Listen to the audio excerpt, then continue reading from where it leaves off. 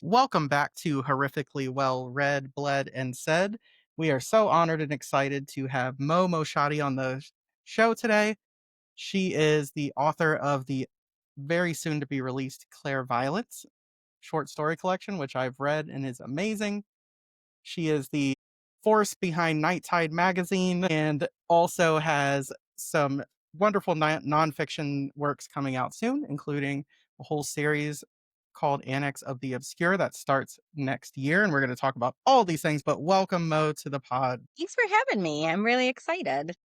Welcome, Superwoman. Only Like because I super. choose not to sleep. That's what I was going to say. Do you remember what sleep is like? Oh, okay, this is good to know because I'm like listening to all the things you do, and I'm like, I could probably do more. But now that you're saying, like, how little of sleep are we talking about that you go on? Because that's a deal breaker. Probably, yeah, it's definitely in the 5-hour mark. And it's just because I have ADHD. I wake up and I Yeah. think of things. But yeah, it's funny because everyone always asks me that because I just wear a lot of hats because I'm just one of You those do, people that's like, what is that? I like that. I want to learn how to do that. Or I just want to do yeah. that. So I just do it. No, and that's like how I feel. And that's why I was like, okay, I'm not being too ambitious. I can do more. Yeah. And When that I there's heard when always I was time in talking the to you, yeah. But now I'm realizing that comes at an expense. It does. And like I was just saying to Adam at the pre-pod, things fall by the wayside when you take on too much because you can't do all the things. Mm, Like your body just won't do all the things. yeah, Their energy, I do have the same hours of the day as Beyonce. Do not have Beyonce stamina. gosh, I yeah. have to realize that. But I think that, for me, it's just like if it's a creative thing and it has to do something with a genre that I love so much and it can marry something else that I love doing and talking about like mental health or, women or marginalized Hmm. communities, like I will find a way to intersect all of it. Right. I think it can be But it's really energy wise. energizing too, like Yeah, restorative, not just like, oh, for it's sure. another thing you have to do. Because like for the podcast here, it's like if someone said, "Do you want to go out and hang out with friends every night of the week?" I'd be like, "God, no." But we Yeah. probably record 3 to 4 times a week. And, Yeah. I'm usually in pajamas or, like showered for the night. Whatever, you know what I mean? It's five Yeah. o'clock and I've already done this now. And, but it's like hanging out and having an amazing social time without having to leave the house. So it's like best of both worlds. That can be Yeah. very restorative, but I can also understand too, like if I had to do a work project late, it would drain me, you know? Yeah. So it sounds like you find out pretty quickly how much your body can or can't take. Yeah, and it's like it's the guilt that creeps up too because you do want to be once you start doing these things. Like I absolutely adore Night Tide. I absolutely adore lecturing. I adore doing podcasts. I love, talking about from inside the house. I enjoy writing fiction and nonfiction, but it's like you want to be everything to everyone and you have to realize very quickly that it's okay if you're not. And I'm learning to have a little bit of boundary with that and be okay with that. Be okay with the fact that it's okay to slow down Yeah. and be human for a second. Just be like, "Hey, you know what? I'm not giving this 100% and you deserve Yeah. 100%. So when I have 100%, I will come back to I this. I love promise that. you." I love that. I know So that's like yeah. such a corporate term to be like, I don't have the bandwidth for that right now, but it's such a legit thing.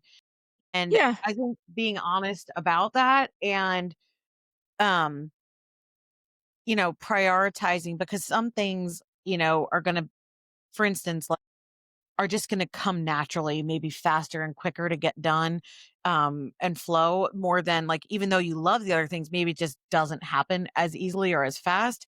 So I think being upfront and honest of, I can't take this on, or you're not going to get the best of me. And do you want to pause and wait? Like, sounds like, obviously, if we're going to talk mental health, like such good boundaries, right? And I'm let your trying. yes be yes and your no be no.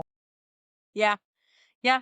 And there's something that I used to tell like my when I was working in the mental health sector and working as a therapist and I would tell my clients this and it's just me following my advice finally is that no is a complete sentence. Mm. And that's really really hard to do when you care about the people that you're producing for or your community. Like I don't have to tell you to that it's you do you want to give the best product to everybody Right. Yes. And it's hard to be like, "Hey, you know what? We had to postpone this week," or "This Yes, has to get pushed," and you feel really guilty because you're I just like, "Oh do. my gosh, you've been expecting this from me, and now I Uh-huh. can't follow through, and shame on me."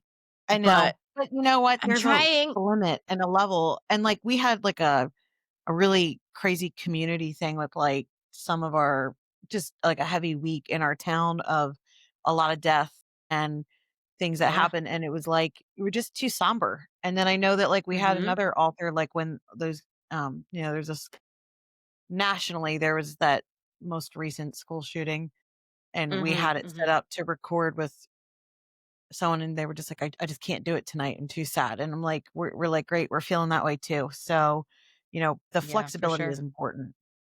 Yeah. Yeah, and that goes I'm into, learning. like, yeah, this community kind Yes, of we is are slowly. more empathetic, about those things, thankfully. Mhm. Now, do you find, following you on Instagram and, seeing some of the things that you're, saying recently, like you had a huge event, but then it also feels like, you're kind of in a period of like resetting and refocusing. Do you Mhm. find Yeah. that is that something that you like periodically do when you realize like, okay, I'm spread thin, I need to know what is it that is really what I need to be or want to be doing? Yeah, I had to have a really big, like, moment for myself in the spring of this year. I got a lot of bad news. I had a lot of, like, friendships deteriorate. There was a young friend that I had that lost her young son. There was just so much going on that where you just have to stop and reevaluate Right. what's going on, like, what is important, and, what do I wanna get out of this life, and what expenditure do I want to make out of that so I can enjoy it, and I can do the fun things that I really wanna do, and I really had to take stock into, like, what was failing, what was naturally falling away, what was something that I had a goal of doing and just that I simply couldn't give attention to, and that was okay, like, Monique, that was okay to do, like, and not do. I had to have a lot of really long conversations with myself about that because you just don't wanna let go of wanting to do all the things. So, yeah, through the spring into, like, summer, and I had to, like probably, like, towards the end of summer, I was like, "Listen, like, this needs to change, and this needs to change, and it's simply just not gonna work the way it is." And I had several weeks of very good cries and several long hot showers and a couple of glasses of wine and really just sat down and resketched my entire catalog of what I do and what I want to do, and I had to and it sounds very silly of making, like, a pro and con because, I mean, we try to do that, and we try to push things over into the pro, like, we can handle it, but we really can't. Mhm. But I had to be like, "I love doing night tide, but to make it sustainable, this is what has to change with it. I love doing public speaking. This is what has to change with it. I love writing. This is what has to change with it." So, at what And be aware how of my far along into limitations, your really. I'm sorry. How far No, go ahead. along into your process did you realize you had to make some of those adjustments? Like, just speaking from, like, peer to peer, like, I said to Adam, I'm like, "Maybe we should, like, cut off the amount of time that we're, recording because 'cause we've been doing this at a nonstop, like, go, go, go pace since, like, July, and even though I love it and I'm having Mhm. fun, I'm like, maybe there should be a point where we just don't have anything for a while, and, like, how do we know when that is? And, Yeah. when do you cut that off? And then I was like, I like what we're doing, but I think that there can be changes that are necessary. And is that a good thing for a rebrand because we've figured out more what this thing is and where our passions lie? Or is that harmful because we're adjusting? Like and so I'm curious as to like how long did it what is this normal for anyone who's doing something like this to have a time where they beta test it for like 3 months and then they're like, you know what? Yeah. I need to adjust this. Like, what is your thought? Think it's totally normal. And I think I came to that conclusion that it is totally normal because everything has growing pains, everything rebrands. I mean, think of the logos that we grew up with and what they look like now. I mean, Yes, think of you're like right. just simple things like that. Like people in multi-million dollar companies that don't give a shit about us, that they rebrand all the time. And I think it's very powerful to say, and like I said, this is what I'm learning, going back and taking a step back and reevaluating. When you learn that you cannot do all the things and you're serious with yourself about being like, I would love to do this. What is it going to cost me to continue to do this and still have fun? Mm. And I had to really be like, it's gonna cost me, uh, sleep. When I get out of work, I'm gonna have to put in 5 hours of either, recording, like, Be Real if I wanna be more active on TikTok. It's gonna cost me, 3 or 4 hours of editing if I wanna put out and submit more short stories than I am right now. Like, it's going to cost me these things, and I think when you can quantify the cost, then you can really assess how much work you wanna put into it to still make it fun. Mm. We are coming up on, and it's so funny because I just thought about this. I keep saying that it is Night Tide's 3rd year. It is Night Tide's 2nd year because I've been thinking about the magazine for a year before I actually did it, and I keep thinking that it's Yeah. 3 years. It's actually Well, only yeah. 2. But, 3 years of when your life. I yeah, yeah, really just thinking about it, but, if I'm speaking on, like, just a nighttime reevaluation thing, what I had to do with that was, this is what my magazine is. It is this thing. We're really more, like, academic, deep diving leaning because there's 14 other outlets that do up to the minute horror news. I don't have the Right. time or the patience, Right. and you could get that news from absolutely anywhere. I'm not gonna do it for you There's because that's nothing trite. like, there it doesn't require a specific voice for something like that, right? Oh, for sure. It's just kind of just, and not to say that though, those outlets aren't doing us a service because that's some we Yeah. find out about really cool stuff that way. But Right. that's not what I wanted to do. Like I come from a scholarship background. Like I'm a very academic person. I've always been like, why? Like why is Mhm. this happening in a film? And let's talk about this. But what I really needed to do was like shrink my percentage of contributors. And, not I started just, like, collecting people that wanted to write for Nighttime. I was over 112 contributors, but Wow. 7 of those would answer, Mm. the calls for content. Like, "This is what we're doing this month, like, are you interested?" And that's, like, my return on investment in that was really, really small. So I Mhm. had to have conversations about, like, "Okay, I'm happy to now we're in our 2nd year, I'm happy to give columns to people that just wanna do this." Or every month we're just going to write about this. Like I had to be really serious. And this starts the middle of this actually next week, which was really stupid because my book comes out next week. But you know what? I'm managing it and it's fine. But what I had to do was really just scale it back. And I had to say, these are the things that we do. These are this is the schedule I can manage. Whether or not I Mhm. want to do more or something comes up and I want to write that, I will cross that bridge when I get to it. I'm not going to put it on my plate now. But what I want to do is get to something that's manageable and manageably consistent. I think that's Mhm. really, really important because it's easy to say, like, we're going to have like a volume drop every Friday. And it's going to have 7 stories in it every Friday. Like, is it? Or is it going to be like, this is what we can manage and this what was really interesting to say and Yeah. talk about? And maybe that's only 3. And that's good Mhm. enough for this week because we're not a constant horror news churn. And that's Right. okay, Mo. So I I think I love don't want you to be afraid about yeah. reevaluating because if you're I churning and love how churning and you churning, you're said gonna burn out. yeah. I love how you said consistently manageable. Consistent. Yeah, like the way you said that I was like Yeah. manageably or consistently manageable. Yeah. Yeah. For sure. That was like out of everything you said, I'm like, damn, that's the key word there of like Mhm. because it keeps you having fun and enjoying things, but you never hit that burnout or overwhelmed stage. Yeah. And you're right, because I want to give my best to every single one. And I can tell you right now where I'm burning myself out is I had a very unrealistic expectation of wanting to read every author that came on and have with us recording this much, like it's not uncommon for me to read close to a book a day or, a book every 2 days or so. But if we're Mhm. recording as much and depending on how long the books are, and then I felt like I wasn't able to read anything else on my TBR. So then I started Yeah. being like grumpy about it. So then Adam and I kind of were like, okay, one of us is going to read it. It doesn't have to be each, we both don't have to read it each time, but one of us will read it so that we can really stake our authenticity and feel like we've actually given the author a fair representation of, Mhm. respect. And we also like, I feel like I don't know. I don't wanna I'm not Jimmy Fallon or whatever, that it's like, I don't want to ask questions like no, that. no, not in the sense that like I don't, not to be rude or anything, but I don't want to have authors that I'm talking to that I don't necessarily connect with their work, right? Like, Yeah, for sure.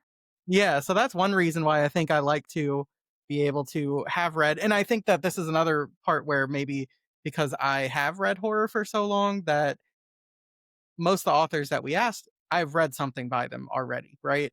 And Rebecca's newer to the like specific genre as a Mhm. whole. So it was very much like, okay, we have these five authors. I've read all of them, and now she has five books to read or four books to read. Maybe she's read one of them, and that's a lot of work, you know. But it was out of 100%. respect that I wanted to do it, and it was out of, like, understanding, and it came from a really good place, but quickly found after, like, it's a mix of both. It's, "Oh my god, I'm reading books I never would have read, and I love them, and it's Mm. freaking amazing," and also, "How many people did I schedule myself for this week?" Like, I could do a better job of saying, "You know what? If I'm gonna have a brand new author that I haven't read yet, then I need to schedule someone who's, like, part of the horror community or a librarian or something like that, not 3 authors in a row that I Yeah. haven't read yet." You know what I mean? That way I can still keep my values. Yeah. But again, it's stuff like that because originally you just start off with so much giddiness and Well, I think that's what I passion was and gonna love. say. And you know, when you talk about uh, Mo, where you're talking about all these people that kind of were like, "Oh, I want to write for this." You know, for us, like we're Mhm. still really new to this community in general, like of actually like not just being a person that reads the books and watches the movies and things. It's such a like if someone says yes, it's like we just want to say yes to everything because it's so new and awesome. And it's like, you know, as Yeah. you're going into each thing, did you feel similarly? Hell yeah. Okay, Absolutely. good. Had to watch every new release, had to go to every Yep. film festival, like had and I learned very early on. Only one part. Like I was saying up the top, I'm a one woman band. Like I don't have a night tide team. There's no team night tide. That we are contributor based only. And we don't have a lot of consistent contributors a lot. We have a few like kind of peppered here and there that I know that every time they reach out to me, I'm like, say less, girl, just do it because your Yeah. writing is amazing. But it's just me. And it's Yeah. I can't write every article. I can't go to every film. I can't go to every film festival. I can't, celebrate every horror film's every anniversary. Mhm. I don't know what's on a streaming service from day to day, also having like a full-time job. Like Yeah. it's very hard to do all the things. And there Right. was something that I was reading when I was trying to like evaluate because I'm very cerebral, so I'm always like, what marketing person can I follow? Like going back to my Rutgers bachelor's degree of business and being like, okay, like how can I really like get down to brass tacks and do this? And there was a phrase that I heard, and I think it's you might be Rebecca and then feeling like a similar situation is like if every time I do something that I'm supposed to enjoy, am I disappointing myself? And Whoa, I was like, girl. "What, girl, what? Excuse me." And I, ooh, Yeah. like I was Whoa. very like, "Ooh, Yes, the answer is yes. And I think for yeah, a long time outside of this, I think I was constantly like, where's the pleasure? yeah," As because an now it's work. example, like as an easy example, apple picking. Like everybody always is like, "Oh, let's take the pictures and let's go out and it's supposed to be so Yeah. much fun." And I'm like, I'm hot. There's bees. Like I don't really Now I even got know to what I'm carry going to all do these with these apples back up the apples. hill. Like, I Yeah. don't feel like I'm getting these candid shots, and, like, at the end of it, I'm like, I felt like this, why is my life not like everybody else's? Why was I supposed to enjoy this? And I really didn't enjoy it, and then it's like social media kinda developed much further, like, 10 years later after I started having those thoughts and stopped doing it, and it was like, bunch of it was like someone from a vineyard that was like, "Bunch of suckers? Like, you wanna come pay me to pick my fruit? Yeah, absolutely, it's a great business idea." And I was like, "Oh, okay, so it is work." And, it's like, "No, I don't wanna do a corn maze in the middle of the day when it's so damn hot." Like, just and I realized I was Anyways, doing a lot of things based upon how I should feel or what was expected, and it just wasn't the right thing for me. Or like, I love music, but issues of having to go to a concert and park and walk and wait and do all those things, like it kills it for me. Yeah. I Yeah. can't Yeah. all I think about is, "Oh my god, I have to go through all these crowds and I have to get out of here again." And then, like, I wish I could just It enjoy makes it you because the vibe. crotchety. Like, it just makes Yeah, you a curmudgeon. it does, and, like, the vibes while you're there is amazing, but I'm so, like, with the ADHD, I think of it's not get there and then leave. It's 50 steps before that and 50 steps after that, and then I'm like, "Well, nobody should drink because we gotta drive home," and you know what I mean? Like, it's just and I'm like, "I haven't figured out how to do it Absolute right yet." buzzkill. Yeah. It is, and so I'm like, "Why did I spend this money on these tickets?" And, like so I am adjusting, but I feel like that is a lesson within personal and professional, but I wanna Yes. tell you something that I can send you this in a DM then, but it's, I don't know how I found it the one day, but this woman who basically, like, has these amazing beats and she sings it's like she sings and raps in a way or just, like, spoken word over about, like, affirmations in a way, I guess is how I'd say it. Nice. But the one is it's all about, like, no, and she's like, "If I had 3 yeses to give for the rest of my life, what what would I give my yeses to?" And that really blew my mind. Like, she's like, "I will change my default answer to be no to everything. And when it's time for me to say yes to something because I really want to, I'll let you know." And it was Yeah, like, for oh sure. my God. Yeah. And it's But they always were like, if so it's not a hell yes, it's a hell no, you know? exactly. And it's like, if you're not amazed by, yeah, exactly. And for me, my default, not even in like a people pleasing, it's not about that. It's like, I have a lot of problem with I'm having a high energy day on my ADHD day. So that Rebecca says, absolutely, hell yeah, I want to do this. And then 3 days later, I'm like, why did you do this to us? Why did I not think of future me? And so that's how I know I really like the podcast because I like to show up for it every single day and it, every time and it feels good. But that's definitely the dread I was feeling when I was trying to accomplish reading everything that much. And it was like, this isn't fun anymore. Yeah. And I I had to appreciate your think insights of, on that. yeah, oh no, absolutely. Because you do. When you feel like that shame, like, oh, I'm so ashamed that I didn't get this done because people are expecting this from me. And I Hmm. think that we place a lot of, and this is something that I also was kind of listening to, as you two are building a community, because you're doing excellent work of building a community. If you build something and you build something with purpose, people will come like naturally. I can already tell just vibe wise, like you really care. Like you care about authors, you care Absolutely. Yeah. about the genre, and you're really trying to create space in a community, which not only is really freaking hard, but it takes a lot of like blood, sweat, and tears. And I don't think people realize that. But It what I is. started to realize when I was reevaluating is that you will be surprised how little people think about you and Mm, what you're doing yeah. Oh, because Wow. yeah. you're That's not going to mean as awesome. much, huh? I That's said, that's awesome. It's like a pressure Yeah. reliever like because, humbling Yeah. and awesome at the same time, right? Like, well, Yeah, yeah. I mean, it's hard because you're just like, "Oh, man, I'm trying so hard, nobody's thinking of me." But you'd be surprised like, the phrase is like, you'd be surprised how people think about you when you realize how little they do. right. yeah, Because I definitely we're had to get some also not the most sorry. important thing in people's world. No, you're fine. We're not the most important people in people's world, even though we're trying to be, and we're trying to create that niche, and we're trying to create the Yes, purpose and yes, that, but let yourself off the hook a little bit. I'm still learning how to do that, but I don't love think it's a that. terrible time to reevaluate. Don't burn yourself out. Like you said, you've been doing it like going forward since July. And if maybe this is where like the season ends or like season 2 comes out and you're like, season 2 is going to be a little different. Like we're going to be Yeah, dropping every other week. Like give yeah, yourself a bye week or a week to breathe. yeah. And I think that might help. I really love that idea, and I think that, like, recording and doing this is so good for my energy, my mental health. I think it's a wonderful juxtaposition to corporate life and being like, it's a retreat. It's like instead of just being like my only thing in life that I put so much work into is my corporate job, right? Like it feels good to have another passion to dump things into. And I feel like Yeah. it's a nice like balance.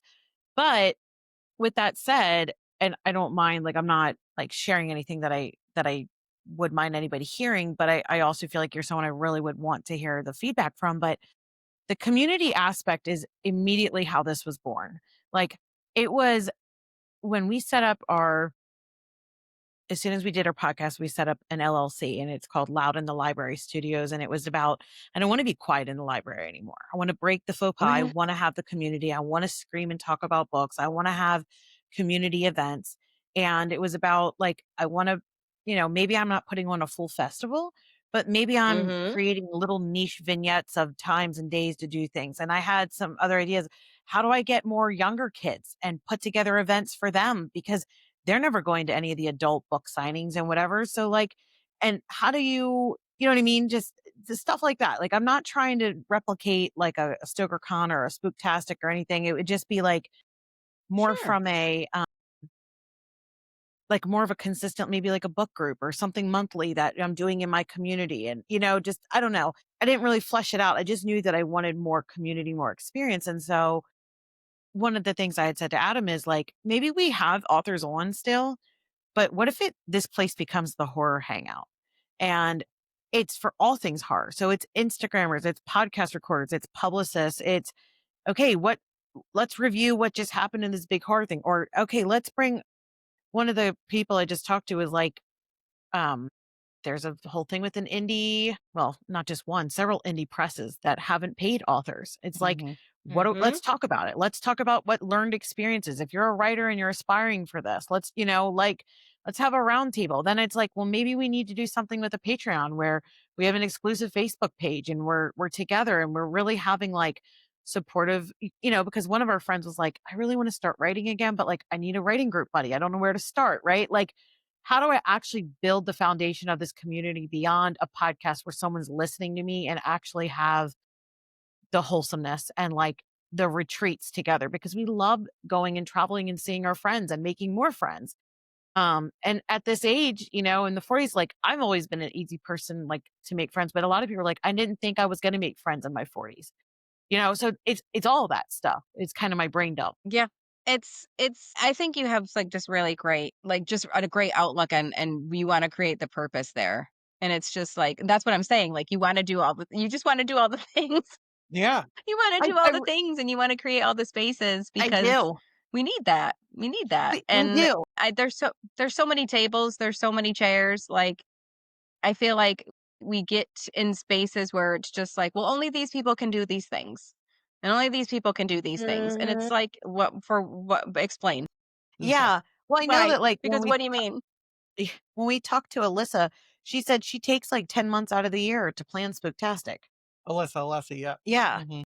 And I'm like, oh, I don't know that that's for me. You know what I mean? Like The logistics of, like, these the large, like, long, events and yeah. stuff. Thank to God somebody wants to do that Yeah, because, it's wonderful. yeah. And if you have that skill set, but that's, Mhm. so yeah, I think my bigger plan here is just to eventually figure out, like you said, consistently manageable or consistently fun and sustainable. How do I build community? And that's where I kind of feel like having that Patreon or that Facebook, access group would Yeah. allow for more engagement where I can receive nourishment, other people can too, and Mm. it's more collaboration and not just. But I love like how Bridget's having those movie watching nights for Weirder the Better, Yeah, they're and just, excellent.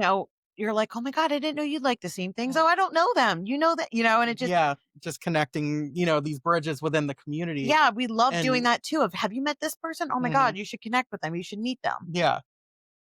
And that's how we grow. I mean, that's what I'm saying. Like you are building a community whether or not you think you are. Well, thank Mm. you. And sometimes it's brick by brick. You know what I mean? Like it's brick by brick and you're just like, "Can I just have a wall So how long and did it not take like you to garden trimming?" Yeah, oh my gosh.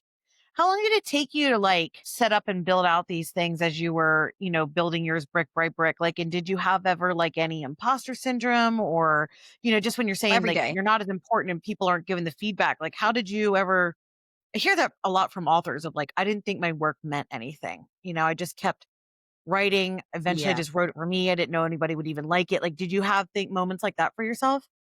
Oh, 100%. And I think that like for me writing, like I came from the screenwriting world into literary work. So a lot of the things, and you can probably, and Alex at Tenebrous tells me this very often that I write very cinematically. Mm. And I feel that. I'm like, noted. I get it. And sometimes it's a great thing, sometimes it's a very verbose thing. So it depends on the story of mine that you're reading. But I came from that because I was having a lot of struggles getting things produced. Like things are, Yeah. people love projects, people love stories, but getting things actually to fruition is really, really hard. Mhm. So I was Yep. very discouraged with that. And I pivoted into the literary space because I was like, nobody's really, people are loving the story. They don't want to make the story though. So what can I do to get people to, because I was writing specs, like I was writing for shows Mhm. that were already on the air and just, what do you think about this idea with it? And I just was like, what can I do to make myself feel like I'm actually putting something out in the world that's truly mine? And I started writing short stories because I'm like, that's a ton of IP. And I love the short format. I always have. I mean, I'm a voracious short story reader. I love Stephen King. I love his short story collections more than his novels. I always have. Yeah. And that's just sort of where I fell in and really dug into being an author. And, publishing my first book with Bridget's Gate, which was Love the Sinner. And that was a great year. And then after that, I was just like, nobody still knows who I am. Yeah. Ugh, Like Wow, how does that that feel? that feels really terrible in ways now that I think back about it. I'm just looking at me like, "What how the hell do you think she felt?" And I'm like, "I imagine how she feels, but I yeah. wanna give Yeah. her the opportunity to use her words To and voice Yeah. and it. Yeah. and have some therapy Yeah. out of Yeah. 'em." Okay. Sorry. Yeah, a little catharsis. But what I felt was now that I like went back and like looked at it, this was part of like my whole reevaluation because since then, I've had speaking engagements. I've been because my whole Love the Sinner is very much all unlikable characters and trauma and things like that. I'm a very trauma informed therapist. That's sort of where I went. And from writing that book, I started writing, essays on trauma, and I started being invited to symposiums to lecture on that. And then Love one it. symposium led to this, and this led to a keynote, Wow. and this led to me lecturing really full time. And I ran a horror U class at Stoker this year, talking about Or Jordan Jordan Peele's Peele's. films and Yeah. trauma and putting Amazing. that into your screenplay. Like, and I was like, you know what? People might not still know who I am, but if I just keep doing the things that I like people will find me. And I really had to just give myself that credit. Does anybody really know anybody until one guy likes it and that guy kind of blows? Like, I think what we do as authors is very much word of mouth. Mhm.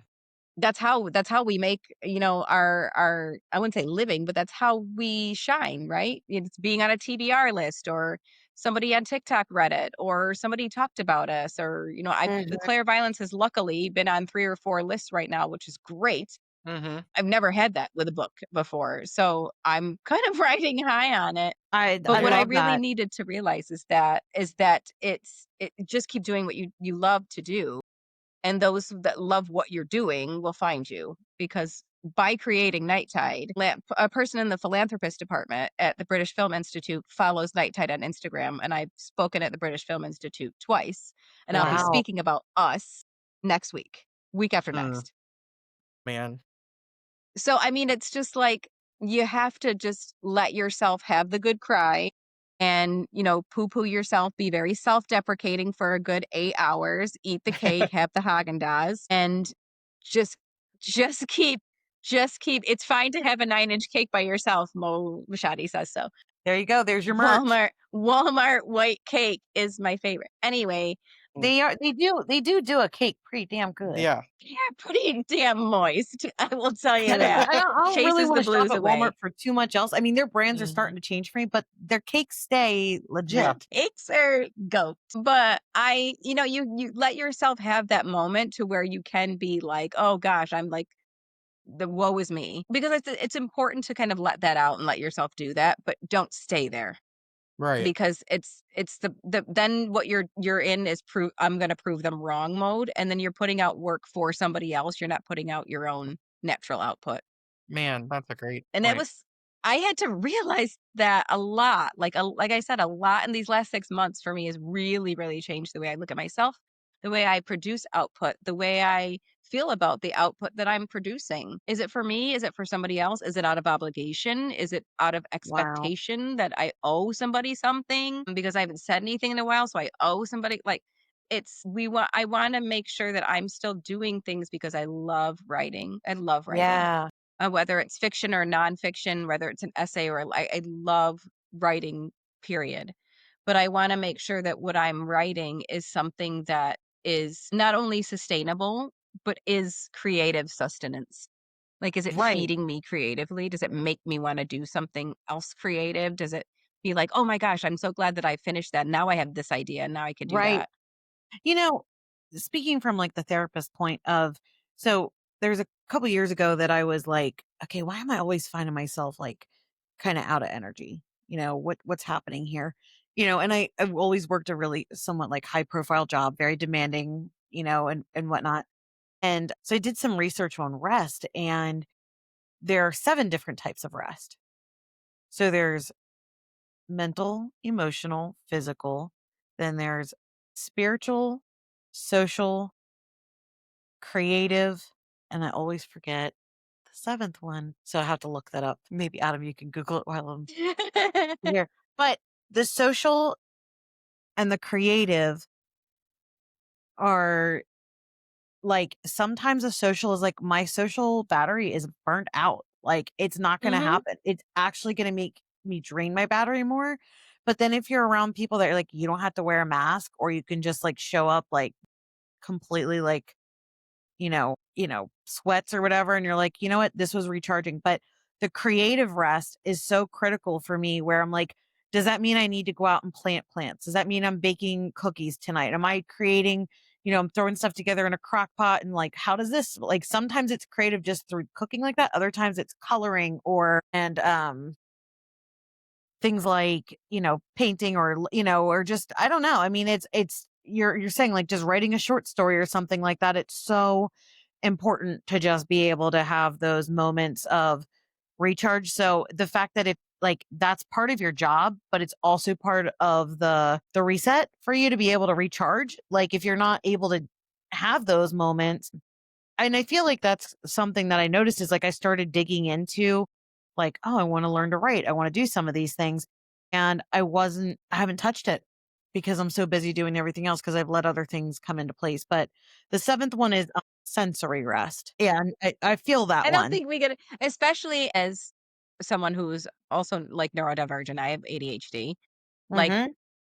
sensory rest is very, very difficult It is. because if I'm resting, quote unquote resting, my resting usually involves scrolling on my phone or flipping through a bunch of like Netflix or Amazon shows that I'm not going to watch. But I've been here for an hour and a half not watching Oh my something, God. You and I have but the I'm same laying thing. down. My kids will be like, why are take forever to scroll? I'm like, I'm looking for the perfect thing. I can't help it. I have like Like I analysis have an itch to paralysis. It's a scratch and I'm real not thing. finding it.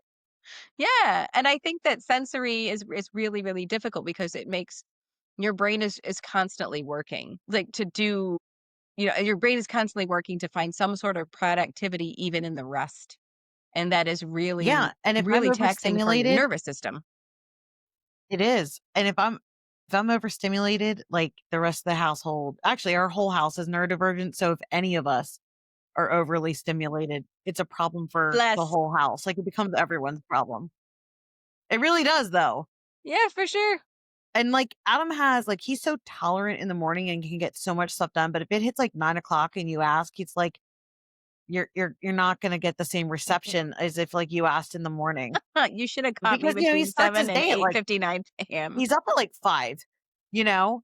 Um, whereas I don't want to do anything in the morning, I'm like, so it's where, you start to figure out these patterns of like, try to understand this. But last night we went over to a neighbor's house for dinner and the neighbor has 7 kids. Fine. Their age ranges from senior to kindergartner. And Gosh. it was so many things, and the one little girl was so sweet because she had written lyrics, and she was like, "Can I sing for you?" So she's standing on a chair, like, singing as loud as she can. It was the cutest little thing, and she did several solos, Meanwhile, other kids are trying to do homework. The other one's like, "Can I touch your phone? Can I flip through this? Can I?" And our exchange student was like so overwhelmed because she was trying to learn how to play a card game. And like another one was just like talking in her ear the whole time. And like we get in the car, she's like, "I just want to go home and sit in my chair and sit in silence." And I was like, "Yeah, me too." And then we get home and I was like saying a couple things. I was like, "Oh shoot, I'm sorry. I forgot we're being quiet." She's like, "No, I want to talk to you. It's okay. I feel better." But like sometimes it is like that. It's like, can we Yeah. just all be quiet for a little bit to just Yeah, the reset? decompression is important, especially Yeah. when you are, like, trying to create something. And nobody If did there's always anything this. wrong. It just is your nervous Yeah. system can't take that much. Nope. Like, So my husband and I are having our ceremony because we were married. We got married in New York, but we were it was just us, and we're having our ceremony in London with our family and friends, and we're already, like, counting, like, how many spoons we're gonna have by the time how is our social my battery gonna be with all of these people? So we'll see. We'll see how everything goes. that's the thing is because then that stresses me out too. Because then you're trying to be everything to anybody again because they're all there to see you. Yeah, And Yep. each person wants to feel good that you spent a certain amount of time. right. I have to say I was dying at your Instagram post. That was like, yeah, those songs that I know you want to request, I've already put on the no playlist. 100%. That was one of the first of all, I've never been a fan of that Mrs., but Wait, how does anyway. this work? The no I'm sorry? playlist? She's like, she Yeah. told the DJ I or have whatever, like, do Perfect. not play these songs. Like, yeah. Don't I even love ask that. me. Don't even try to be cute and slip a Post-it note to somebody. I am Hmm. watching you. Don't That do is it. so funny. Yeah, I love. It's like this is mine. I'm gonna take this, and you're not gonna put something on that I am not gonna want to remember. So it's not happening. So I Yeah. love Nope. taking that and saying, so. But no, that's definitely true. Go ahead. I was just going to throw another thing on your plate, Mo. And I was going to be like, for everybody that's been listening right now, like, do you do any consulting work, like coaching or whatever towards, you know, you're very experienced in breadth and depth with a lot of these things. That if someone, here I am asking to take more of your Yeah. time. What's it? I acknowledge that first, Adam. Okay. But I'm saying, I like, mean, I haven't will you really. take a DM? Like, not that you need to like take on as a client or whatever, but I'm can they reach definitely out to happy you? to give. Yeah, I'm Yeah, definitely happy to give advice because I've found out what I can do by constantly tripping forward. So, Ah, like, it's that's just a really great like trial and image. error, Like, well, constantly honestly. tripping forward. but to say that, I'm so interested in talking about sort of the space that you have carved out as like this is who you are. Is this like Yeah, it's looking at horror in general, but obviously in, specific things like through the lens of a woman, through the lens of, people of color, like all these things, but in this very academic way, sort of looking at movies and, other works as well. But I'm thinking, your podcast, and then, like you said, your horror university was the films of Jordan Peele, from Inside the House yeah. is really looking at trauma and women focused horror films and really deep diving into those. Is that sort of the way that you've always experienced horror? Like when you look at it, you're like, I'm seeing what's below here. I'm seeing what that message is. Like, what is this doing? What is this in response to? Is that just sort of like what your natural response has always been? And that, informs what you write and do now? Or is that something that you like came to as you were kind of doing other studies and things like that? Such a great question. I think, well, just to start from the beginning, I was always a really weird kid. So, I, just to take it off the top, which I'm sure I'm in good company with a lot of horror fans, but Absolutely. I was a latchkey kid. So I grew up I was born in late 70s, so grew up in the early mid 80s. Hmm. And I was, like I said, I was a latchkey kid. I was the youngest of three, and my mother worked a full-time job and was going to night school. So it was very much like a fend for yourself type of deal. Like, here's the key to the house. Don't talk to strangers. Don't let anybody in. Learn how to cook. Like, it was just like what we did in those days. And I remember being, stealing books from my oldest sister. My oldest sister is 10 years older than me. So she was trading like Stephen King books. She was looking at like VC Andrews stuff, like Christopher Pike stuff. And Hmm. I was stealing those and really, like, getting into them and really, like, being, like, the fantasy of it all.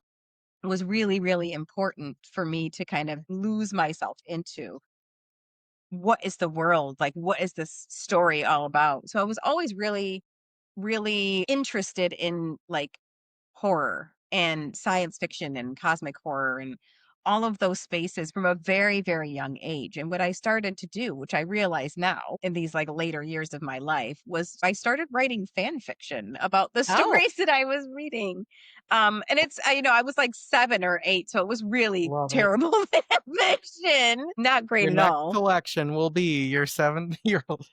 Yeah, yeah. It's like, I had these stories that I wanted to know what happened afterwards. And it would be like I would write I remember writing a fan fiction story about Cujo and writing a story about, oh gosh, what was the Drew Barrymore one? Firestarter, Firestarter. yeah. And like just but like I didn't realize being that little that that's what I was doing, and as I grew older and started watching more horror, and I just really gravitated towards horror because the complete transparency, we had a very tumultuous childhood. Like, we had domestic violence in my house, I'm very comfortable saying that, but we had that, and you growing up around that is like escapism is something you really are desperately to find as a child and figure out, like, where you can kind of, like, hide within the world or those parameters that you can navigate, having really Mhm. no outlet. You can't drive, you can't, Mhm. run someplace. So I think I just really buried myself in it because there was always somebody whose life was worse than I was in a story that I was reading. Like I'm So not standing in crazy. a burning gym with a telekinetic girl. I'm not Yeah. doing that.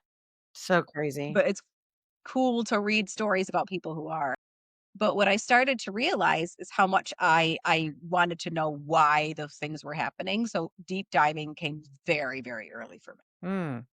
Now you said 7, so does that mean that you were reading those books, like, at 7, 8, that As range? much as I could get through, Right. like, I mean, obviously, for reading levels, there's not much you can and a lot of things are over your head when you're a kid that age, so a lot of, like, King's books I reread, a lot of, like, Lovecraftian stuff I reread when I was in my teens and college, but one author that I really resonated with, or their work really resonated to me from the absolute first time I read them and became incredibly voracious for them my entire life, is Ray Bradbury.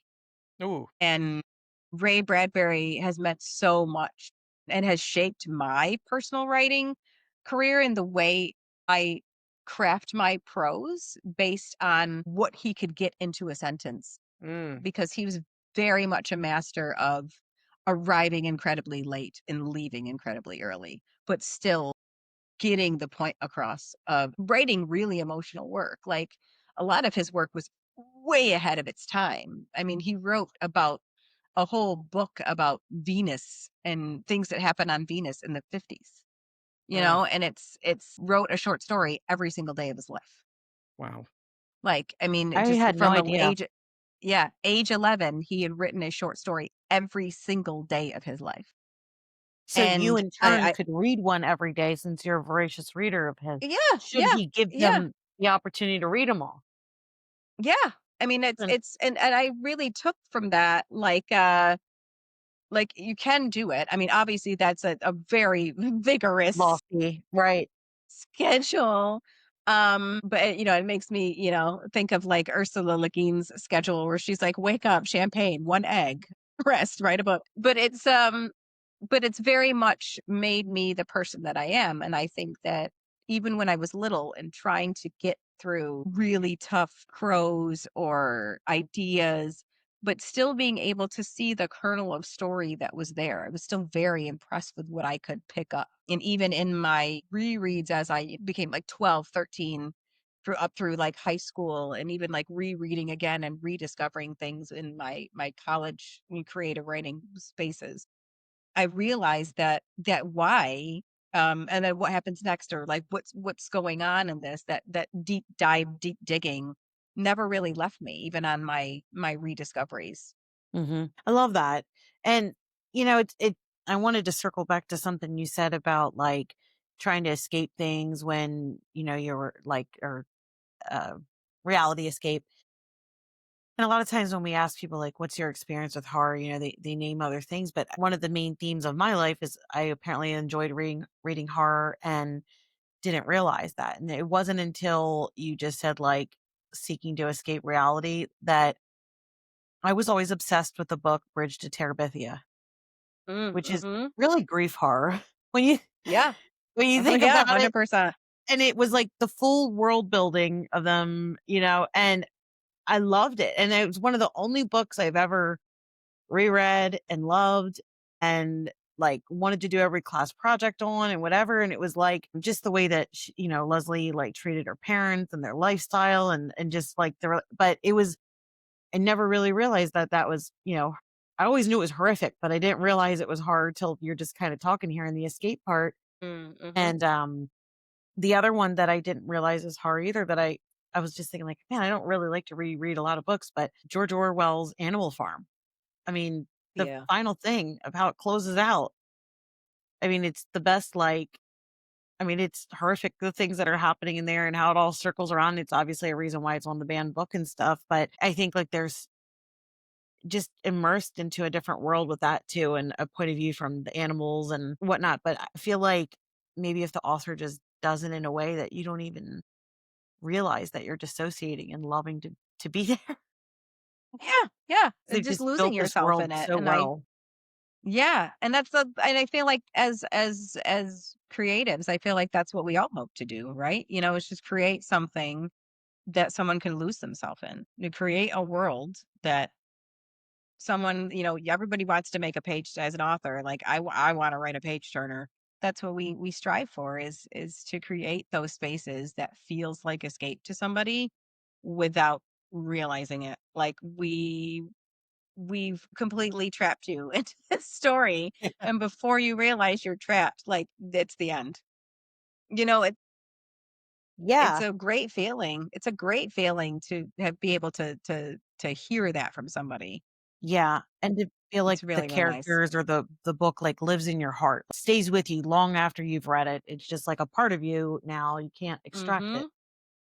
Yeah, And it's absolutely. interesting the way that you take that emotional reaction and you kind of like dive into both, you know, how the world and the traumas and the things of the world Mhm.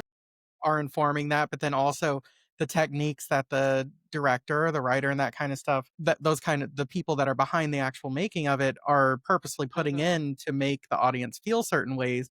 And I was just wondering, like, when was it? Was it a certain movie or a certain book that you were like, I want to talk about this. I want to write about it. Night Tide obviously is about that from inside the house, and you said, it's a few years now that you've been thinking about these things. What was it that said, yes, I'm going to talk and devote time and energy to, talking about these things. And because I love it and it's fascinating and it made me look at different movies and things in a completely different perspective and, kind of changes the approach of like, what a movie can do and realizing the layers of things because like us I watch it and I'm like it's terrifying. I know there's so much going on here, but I like the first time I watch it I don't even know where to start in my thought process. Yeah. So like when you break it down and when you talk about these things, like what was that sort of like inciting thing to say this is I'm going to do this? To get me talking about, like, women's trauma in cinema or women's Yeah, trauma in so, like, horror? yeah, we can talk about, like, because that's, like, the podcast, what you do there, like, Yeah. what So, obviously, there's a lot of personal things, like, when it comes to it, but it's this, like it really I can't imagine how much work is involved with just one episode going into the movie. honestly, I just try to remember it as best as I chronologically can, and literally just there's no planning involved. Oh, really? That's it. No, that That's is it. That's it. shocking. That's it. Wow. That's So you're it. just that I just have a amazingly lot smart. to say. I just have a lot to say. Whether or not it's resonant is another story. But I think when I first initially wanted to make the podcast, I had already been lecturing on women's trauma and horror for about 2 or 3 years, maybe three, a Mhm. little over 3 years. Now that I think about it, Okay. I had already been doing that. But I think it all started, and the reason why the pilot was The Shining was the film that did it for me. Okay. Because to me, if you look at The Shining from Shelley Duvall's character's perspective, you look at that character, like from Wendy's perspective, think of it as Wendy's film Mhm. because Wendy's the final girl, right? She makes it Right. out. It's what really got me thinking about this is truly Wendy's film and Wendy's trauma. We're witnessing Wendy's trauma from soup to nuts, from the car ride to where he's like, see, like he didn't even ask about that and blah, Mm. blah, blah, blah. Like he's talking to her very, very condescendingly. And she's like, okay, Yeah. honey. Like, you can tell from this is where we're starting with them, is that he doesn't care too much for her, but she's like, "Okay, honey." And that's where she's at. And as the film goes through, she's doing all the maintenance on the building. He's screwing off and trying to write a book and Right. getting possessed throughout this whole thing. Like, she's doing the job. She's doing the work. She's cooking the meal. She's taking care of the child.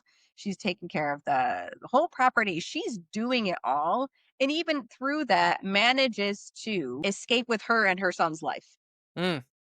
throughout the whole film. Like that if you look at it from her perspective, that is really traumatic. Oh, And I yeah. think we think about it as Jack is possessed by the house or possessed by the hotel, and this is what happens and this is what happens to Jack, and Wendy and Danny have to get away from Jack.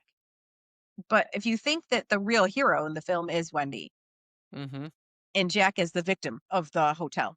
Right. So when I started thinking about that, and I thinking about how much of horror films are really centered around women and women's trauma. It's fodder for most horror films. Centrally, there's a female central character to Yeah. either running away, getting hurt, having to, get away or be a hero or fight for her life or some sort of something that is central to a horror film. Most films are. Mhm. That's Most crazy. horror genre is, and it's wild because um horror has always been cinematically for the most part up until recent decades has very much been a man's game.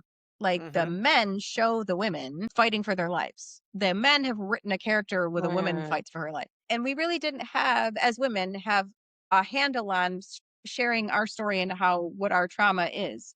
But I think that when we look at, the horror genre cinematically and even in, literary spaces, that we have a central female character. Her trauma is being plotted and used as fodder for this film. And we are enjoying the film because we've plundered her trauma for it. And are we talking about that? Are we talking Mm. about the trauma that the character goes through from start to finish? Are we labeling it? Are we talking about how either the trauma gets brushed aside or she has to, kind of move through it in order to survive whatever she has to survive? And I was really, really keen on being like, I'm going to talk about these handful of films. And literally, the more I researched, I was like, it is 80% of horror films. Like, it Mm. really, Hmm. really is. I mean, I don't think that and I say this now, but I don't think that there's going to be any shortage of me having material to talk about Yeah. on the podcast. But the reason why I wanted to make it a podcast because not because I ever thought that I was the only person thinking of this or even describing it or even lecturing on it, but because I was just so fascinated about how little I was hearing about it in the audio space. And, lectures, fine. Documentaries, absolutely. But I wasn't really hearing about it from the perspective of from a very trauma centric perspective. Like there's a lot of podcasts that recall films that happen and horrific things happening to women in horror films is aplenty. I mean, it's just kind of how it is. But I wasn't hearing it from that informed space. So I started creating it and really just wanting to talk about other women and talk to other women, in the creative space, the horror creative space that felt the same way that I did and was like, "Oh my god, I'm so glad you said that. I want to talk about this character that's been bugging me." Like I want to I I love want to that. talk about cuz nobody's saying this. Love it. And that's really where I got started with it is because like I'd been lecturing on it and the more I dug, the more I was more fascinated with it. And I think you have to have that zest for knowledge and that excitement about it. I've Mhm. never not been excited to talk about from inside the house. That's what's killed me to not be able to do it for the last Yeah. like 6 months, but it's, I love talking about it. And it's interesting because to say that in the same sentence is like it's a trauma-based podcast that I really love talking about. Sounds really weird in your mouth, but it's true. Like I really have that very informed space based on the research that I have, that as ongoing research. I mean, the episode that drops tomorrow is incredibly heavy. It's a very, very heavy episode. There is content warnings aplenty because it's just a film I've always really wanted to talk about. It's a very, very visceral film. Um, which I'm hopefully, people get to know the film and watch the film at your own risk. But it's the reason, that's my main driver, for the podcast is to let's start talking about the uncomfortable conversations. I mean, we really try to wrap things on uncomfortable topics when women are involved. We really try to, put a pretty bow on it. Mhm. We try to sugarcoat it a lot when it's like our world is uncomfortable. Yeah. And it's about time people sort of stepped into the room with us and realized it and, kind of lived with it and sat with it with us for a while and been like, "Damn, like, really, this is truth. This is truth to power that we're talking about in the horror space." And, when you think about, The Shining being such a perfect start, where Yeah. that's also not just, like, on the screen, but what was happening when that film was being made, Mhm. for Shelley Duvall probably I can't imagine the trauma that she went through as an actress, know, what she was put through, to create that thing too. Mhm. It's interesting, juxtaposing that, when that was made, who it was made by, and some of the films that you're talking about that are more recent, being created by women directors and writers, and how, the sort of trauma that it speaks to is informed in a very different way and speaks to that in a very different way. And that's got to be really interesting to, sort of look at that evolution also. Oh, yeah. I mean, I think that, even like something as like, Hitchcock with Tippi Hedren and the birds. I mean, Oh, that yeah. was really, really freaking traumatic as well. Hmm. And you think about that. I mean, that's the reason why we have like, intimacy coordinators now and sensitivity assistants and therapists on set for people who are in these horror films that are having these really horrific scenes and play it, do it again, do it again, do it again. I'm not an actress. I can imagine what that feels like to have a very violent scene and do it again. Yeah. But what I'm hoping is that as viewers, as fans, we can be a little bit more cognizant of that piece that kind of goes into our entertainment and think about it in a different way. I mean, not to poo-poo it or make us not enjoy it or feel like we shouldn't. I even uncomfortable movies or movies that I disagree with watching. I would never yuck somebody's yum about it. Yeah. I would just say, let's dive deeper into it. Let's look at why it's uncomfortable and Mhm. are we paying Cool. attention to that? Love Yeah. that. I love Place let's look at why it's uncomfortable. Yeah. Yeah. Placing it within its, like, proper context and, everything. Yes, everyone listen to From Inside the House. It is heavy, but it is fascinating and wonderful, and I'm Whoa. so excited that it is coming back. It will Yeah. have the episode will be available, I'm sure, when this, comes out, but Yeah. before we go, I wanna talk a little bit about Clairviolence, which love the title. I got the arc. Actually, we met at Stoker. Yes, yes, yes. Yes, at the Black Women in Horror table, which was amazing. Got so many great books there, and we've actually recorded with Tamika Thompson as well. I met through Stoker there, and through that sort of community, which is amazing, and people should look that up too to find some good reads this time of year, especially.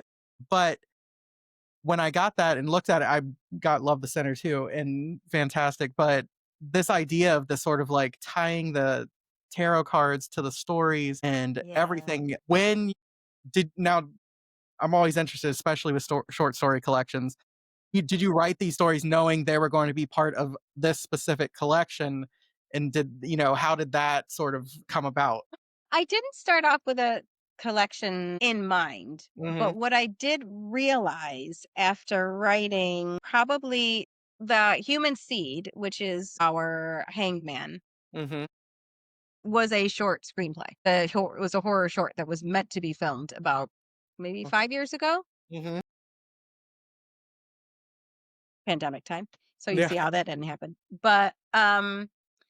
But yeah, that kind of came from it started with that story in particular. Okay. It started with that story in particular. Mhm. And then I started to kind of build upon, what that story meant. And then I had written the Fever Man, which starts the book, Yeah. and it's in the What a position of the what a devil. punch in the face to start the book. Woo! Yes, absolutely. That is a throat punch story, and I love that story so much. But when I started, like, after I wrote that, I was like, "This is very, like," and I've been a card reader for over 30 years. So I Okay, picked okay. tarot up very, very early in life. And like I said, Wow, that's escapism. amazing.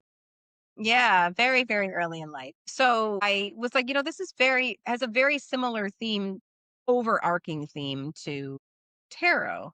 And what I loved about, and from then on, I was like, ooh, like there are so many stories that I have that are backlogged. Cause at one point I was writing and writing and writing because I had the time to do that. But what I had realized is that what I love about creating a collection that has that type of theme is that tarot is so anybody that's ever, dabbled in divination, anybody that's had a reading or what have you, it's so singular and there's so many interpretations of it. But what's really interesting about whether it's a upright or it's a reversal is that weird place in the middle where there's a seed of like discomfort Mm, and like dread. You don't really know what it means yet. You don't know what the position means for you yet.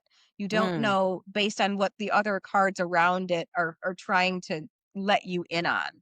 And it's that discomfort and that dread that I wanted to carry throughout the entire book oh, damn. because every story is it's really dreadful. I mean, every story is there's some sort of creeping something that's in there. yeah. I was gonna say And it's it's the types of stories are so diverse, but it is very much yeah. like every story I'm like, "Oh, new fear activated, thanks. New fear Yeah, activated." You know? 100% as the goal. So I'm so glad that that worked, Adam, because that was exactly what I was after.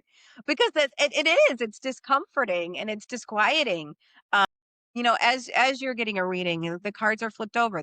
Each card flips over. What does this one mean now tied to this one? Like, Right. what are you trying to lead me to? What is my end game? And I think that every single character in every story can ask that same question and get a different answer. Yeah. Like, what is Jim and Pam Purdy's and what's their end game in the Mhm. Fever Man? I mean, Yeah. it's like, what is the end game for Artie Blank and the Human Seed? Like, what is his end game? I mean, clearly we get the end game for all of them, but it's that dread and that disquiet and that discomfort is really, really what I wanted to bring to every single story. Yeah. Was so hopeful that I did it. So and I continue to be hopeful, and that even though people are just like, "I really, really love it, and I've loved this story," I'm just very hopeful that it just continues to creep Yeah. people out, I guess. And I don't have it on the story where the daughter is experiencing some things over and over. That yes, I wish Yes. I could grow plants. Yes. Yes. Like, we think of, like, the only certain books where I think of, like, Tender as the Flesh, where that final line, gets you, like, that story's got one of those final lines, and I was like, "That was not nice." No, no, nothing's nice. No, That was but that was a hard story to write, yeah. That was yeah, a hard story to write because I suffer from and not very often anymore, maybe, like, what I'm very grateful that it's only, like, once or twice a year, but I've suffered from, like, sleep paralysis, and which is, like, really freaking terrifying if you've ever had it. Yeah, I have once Yeah, and only once. it's horrifying. yep, Yeah. And I remember being in the middle of a dream, and the dream was very, very much like I was just awake when it was at that weird time in the morning where it's like 4 or 5 in the morning, but the mm, sun is coming up, sort of. So it's mm, getting light in your room, but it's still dark. And mhm. the dream was at the end of my bed was a big, shadowy man. No, no. And I was like, I just need to wake up enough to turn my lamp on, and I Oh, couldn't move. And that was my dream. And I literally couldn't move. but in my dream, my eyes were open. Like I was just focused on this shadow that I couldn't get away from.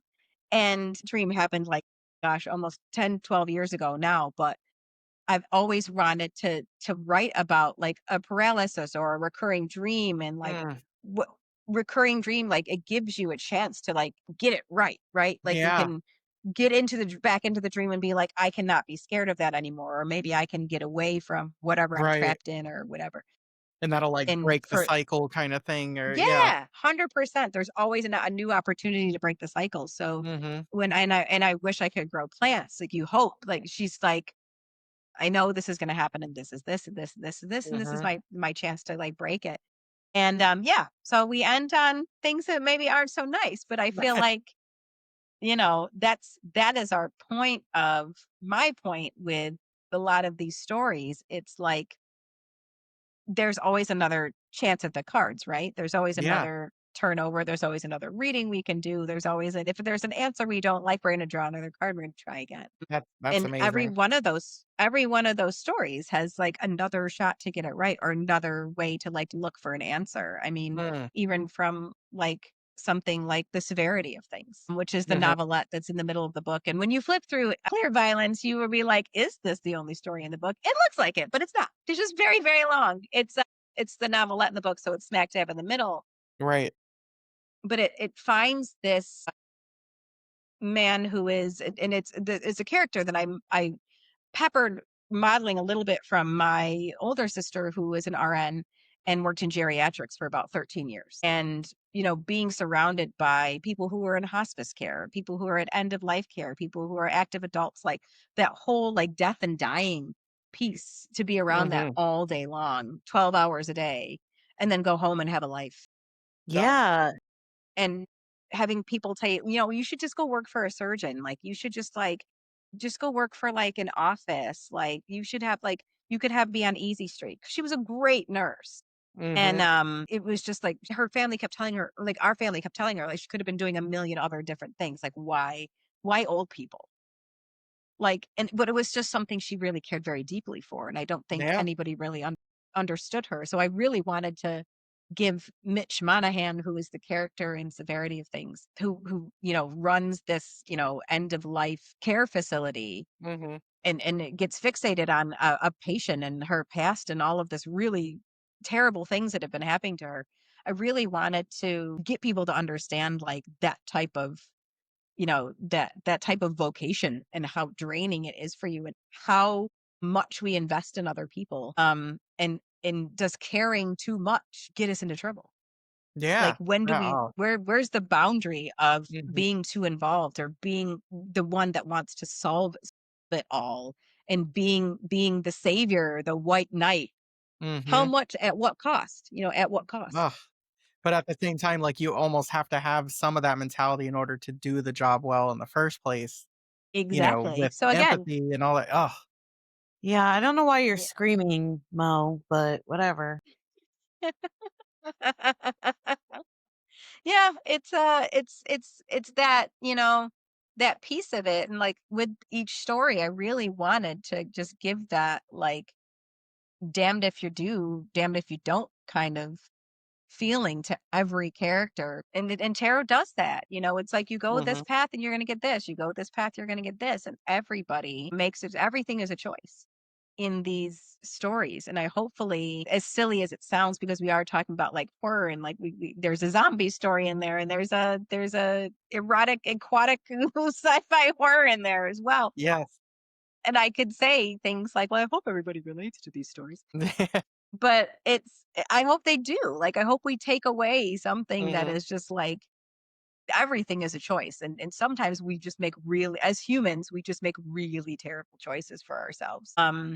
And they don't always work out. And in these stories, they don't always work out. Or if Yeah. they work out, there's always some sort of circumstance Mhm. on the back end. So hopefully, hopefully people enjoy it. I love these stories so much. My favorite and my homage, my hat tip story is Dandelion Wine, which that title Yes. is a hat tip to Ray Bradbury. Ray Bradbury, yes, that's a beautiful book that is too. Yeah. So Wonderful. Yeah, so everybody picked that okay, so you've got a hell of a week coming up, right? Too. Where new podcast episode, the book comes out Tuesday, the 21st, and then you said we're gonna have new Night Tide the same week? Yeah, that is our return to nighttime, which is our monthly macabre, which is this month. A monthly macabre for nighttide, as every month we pick a subgenre. This Mhm. month is cannibal horror. So we are gonna have a lot of essays on Yeah. cannibal There's a horror, lot of which I cannibal It horror out love. right now. it's It's terrific. having a moment, and I'm interested to read those to see, like, what about what is going on right now Yeah. might be causing that. Well, yeah, because Oh my gosh. it's not out yet or just came out, I guess, for the Girl Girl Dinner, Dinner with Olive E. Blake and The Lamb, Trad Wife, Hmm. mhm, which the comes Yeah, out next hundred year, one so percent. Trad Wife, not the other I not Trad Sarah Wife. Langens, but the yeah. but I think what's interesting about this cannibalism having a moment is two sides of the same coin. You have overconsumption and you have scarcity. Mm, And those metaphors are really, really rich in cannibalism, yeah, and cannibalistic horror. So, I mean, if we think about it from those spaces and the essays that have come, I'm so excited. The essays that have come through yes. are just Yeah. out of I, this I world. felt like the one for the Girl Dinner coming out is really representative of what women, I think you'll really like it because it's based upon the social expectations of women as Mhm. workers, mothers, wives, how to climb the social ladder, all the things you should be doing, and the demands that are placed, and then also being accepted by other women and just like beauty standards. It has a lot. And then the cannibalism. Yeah. And just for the topper. Really Take though, a like little you don't have to have the The cannibalism, but it severed is finger on top. yeah, just a little. it's for a purpose though. You're Yeah. supposed to be doing it for the fact that like but I was saying to Adam, I was struggling to read anything with cannibal books. Like I couldn't finish The Lamb. I didn't want to. But Mm-hmm. when I read The Girl Dinner, it was like palatable for me. And the same thing with The Trad Wife. I What was an like, interesting word to choose. I know. I that was was like intentional, just so you know. cheeky. It was a pun. But yeah, I mean, that's how it feels to me. Is Mhm. just like, okay, well, that makes sense. Where like it didn't feel like you were eating a human being just to eat it. It was like critical. There was a purpose to Yeah, it. and I Okay. really liked it. Yep. So That's very cool. So, but I'm interested to see definitely all the essays that are going to be there. I will be definitely reading those. But where do we find you through social medias? I know you've mentioned some TikTok. I Gosh. know I follow you on Instagram. Where can everyone find you? Oh, I am Mo Moshaty literally everywhere. Okay. I am on Blue Sky, Mo Moshaty, Instagram, Mo Moshaty, and Nighttide Mag. Nighttide Mag is also on Blue Sky. I don't participate on the artist formerly known as Twitter anymore, but Mhm. we are on there to save our URLs. But I'm trying to do TikTok. I mean, I'm trying to find the time. I mean, if you look at my liked on TikToks, it's mostly wig videos.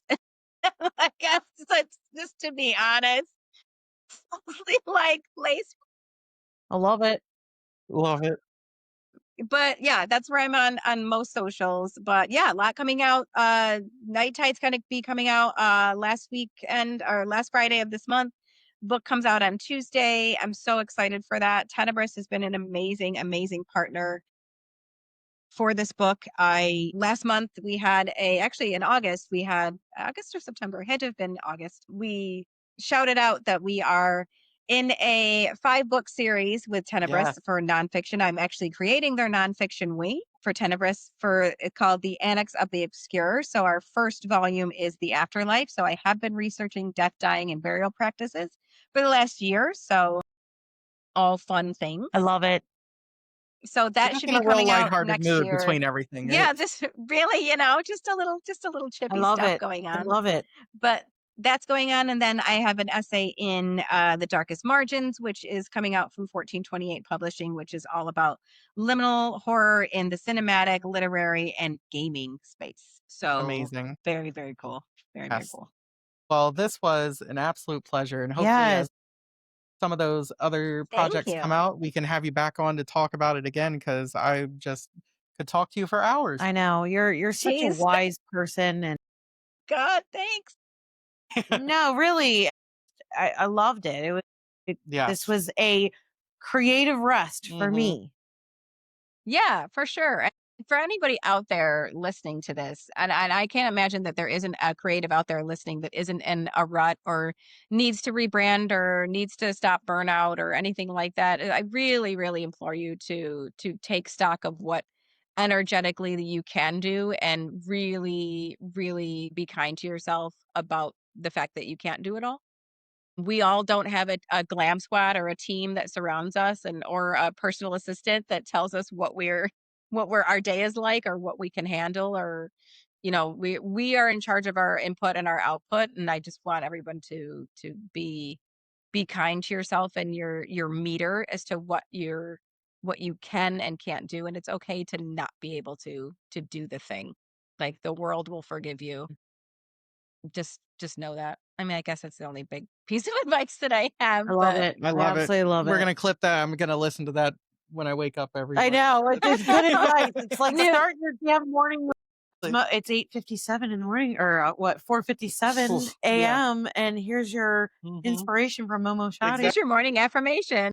Yeah. Yes. So I know it's approaching tomorrow where you're at. So I hope you have Yeah, a yeah, yeah. great rest of your night. And thank you so much for spending the time with us. Yes, thank you, Mo. Oh my gosh, I've enjoyed it thoroughly. Thank you so much for having me, and everyone have a great day and be kind to each other. Thank Yes. Yes. you. Bye. Thanks. Bye.